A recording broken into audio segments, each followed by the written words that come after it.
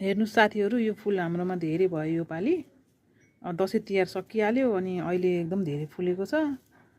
अनि त्यसै खेर फाल्नुभन्दा त मैले चाहिँ के आइडिया निकालेँ भने यसपालि धुप बनाएर भगवानलाई बिहान बेलुका बालिदिनुको लागि यो सुकाएर यसलाई पछि मिक्सरमा पिनेर धुलो बनाएर नेपाली कागजमा बाटेर अनि त्यसपछि यसमा अरू पनि मिक्स गर्नुपर्छ।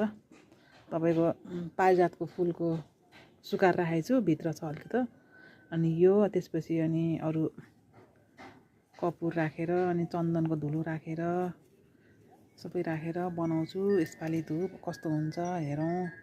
हजुरहरूले पनि आफ्नो घरमा धेरै छ भने यसो गर्न सक्नुहुन्छ। किन खेर फाल्नु बारीमा। त्यसै यसपालि दसैँ तिहार चाँडै भयो, फुल फुल्न ढिला भयो।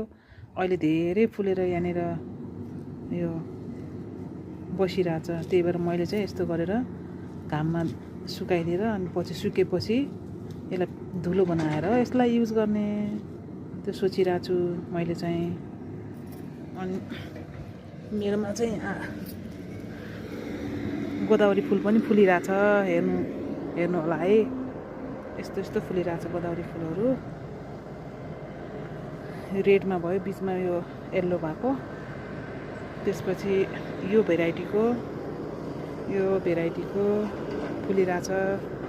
अनि यो सेतोमा यस्तो सबै फुलिरहेछ मेरोमा। यो वर्ष अब सबै एकै ठाउँमा मिसमास भएछ। अर्को वर्ष चाहिँ एउटा गमलामा एउटा कलरको राख्नु पर्ला। यसपालि 2-3वटा कलरको एउटै गमलामा भइरहेछ है। जे ल्याए जताबाट जुन गोदावरी भेट्यो त्यही ल्याएर घुसार्यो अनि सबै यस्तो भइरहेछ मेरोमा फुलेर। हेर्नु साथीहरू, हजुरहरू कस्तो फुल्यो गोदावरी यो पालि। मेरो त यस्तो भयो, यस्तो फुलिरहेछ।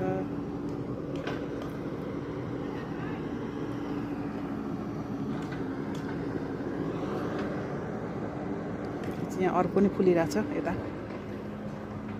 पहेँलो यस्तो खालको पहेँलो।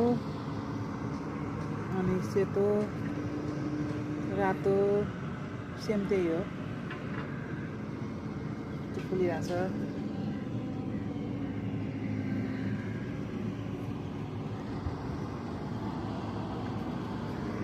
अनि यहाँनिर डल्ले खुर्सानी पनि फलिरहेछ है। मेरो त फलिरहेछ डल्ले खुर्सानी पनि यसरी फलिरहेछ। पात झरिरहेछ तर पनि गुचुक्कै लागिरहेछ डल्ले खुर्सानी